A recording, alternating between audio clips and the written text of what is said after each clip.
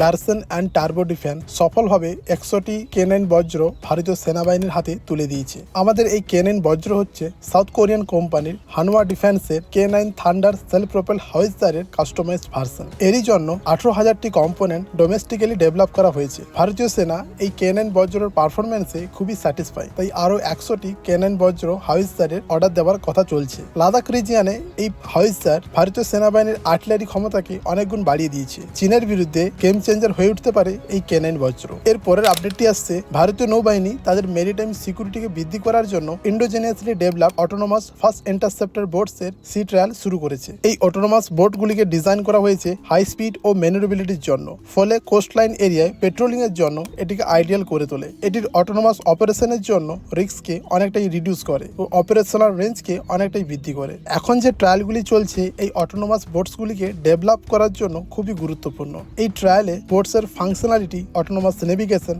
Sensor performance ও overall reliability in the real world maritime কন্ডিশনের দিকগুলোর দিকে বেশি করে জোর দেওয়া হয়েছে। এই অটোনোমাস বোটগুলিকে ডেভেলপমেন্টের জন্য ইন্ডিয়ান নেভির weapons and electronic system engineering establishment ও ভারত ইলেকট্রনিক্স লিমিটেড মিলে এই প্রজেক্টের উপর কাজ করছে। এই অটোনোমাস বোটগুলি বিভিন্ন রকমের মেরিটাইম রোলগুলিকে পালন করতে পারবে, যেমন পেট্রোলিং, সার্ভিলেন্স, সমুদ্রে ভাসমান মাইনগুলিকে ডিটেক্ট ও নিউট্রালাইজ করে মাইন কাউন্টার মেজার হিসেবে কাজ করতে পারে। এগুলিকে সেলফ ডিফেন্সের জন্য আর্ম দিয়ে সজ্জিত করে যে কোনো হস্টাইল টার্গেটের বিরুদ্ধে ধেয়ে যেতে পারে, যা ভারতীয় জলসীমানা রক্ষায় গুরুত্বপূর্ণ পদক্ষেপ হতে পারে। ইন্ডিয়ান আর্মি ও স্ট্র্যাটেজিক ফোর্সেস কমান্ড প্ল্যান করছে 2030-এর মধ্যে পৃথিবী 1 ও পৃথিবী 2 শর্ট রেঞ্জ ব্যালিস্টিক মিসাইলকে ফেজ আউট করার। এই পদক্ষেপ ভারতীয় মিসাইল আর্সেনালকে মডার্নাইজ করার দিকে একটি গুরুত্বপূর্ণ পদক্ষেপ হবে। পৃথিবী 1 ভারতীয় সেনায় 1996 সালে অন্তর্ভুক্তি হয়েছে। এর রেঞ্জ হচ্ছে 150 কিলোমিটার। এই মিসাইল খুবই কম মাত্রায় তৈরি করা হয়েছিল, কারণ এর লো অ্যাকুরেসি ও লিকুইড ফুয়েলের জন্য, কিন্তু ওই সময় ভারতীয় মিসাইলের ভান্ডারে শক্তি বৃদ্ধির জন্য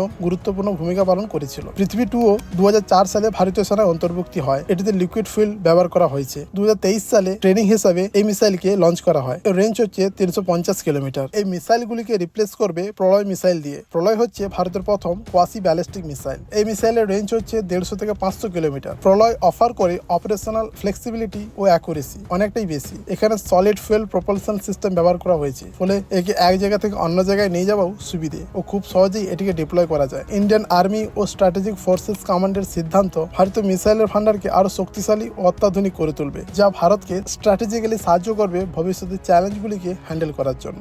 জম্মু কাশ্মীরে পুঞ্চে ভারতীয় বায়ুসেনার উপর যে হামলা হয়েছিল, ওতে 5 জন সেনা আহত হয়েছিলেন। এদের মধ্যে বীর ভিকি পাহাদে শহীদ হয়েছেন। ওনার আত্মার শান্তি কামনা করি ও বাকি 4 জন বীর জওয়ানদের দ্রুত সুস্থতা কামনা করি। ভারতের উচিত এর দ্রুত যোগ্য জবাব দেওয়া এই অমানবিক কাজের জন্য। আজকে এই পর্যন্তই, দেখা হচ্ছে পরের ভিডিওতে। জয় হিন্দ।